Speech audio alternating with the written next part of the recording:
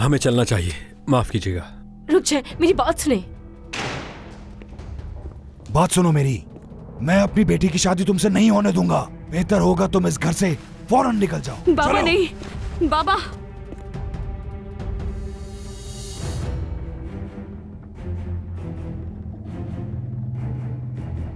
अगर मैंने तुम्हें दोबारा तूबा के आसपास देखा तो याद रखना, तुम्हें जिंदा नहीं छोड़ूंगा, बता रहा हूं मैं। बाबा। तुमसे तो बाद में बात करूंगा मैं। तूबा चुप हो जाओ। मुझे आपकी जिंदगी में मुदाखलत करने में कोई दिलचस्पी नहीं। हाँ, मगर मुझे तूबा की जिंदगी में है, क्योंकि मैं उससे मोहब्बत करता हूं।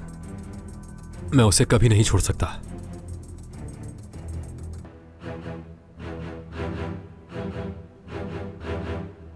चलें, चलते हैं। जिम।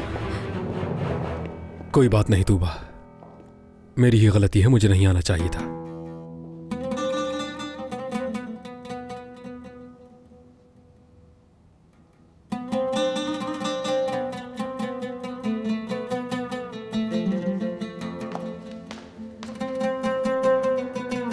तूबा।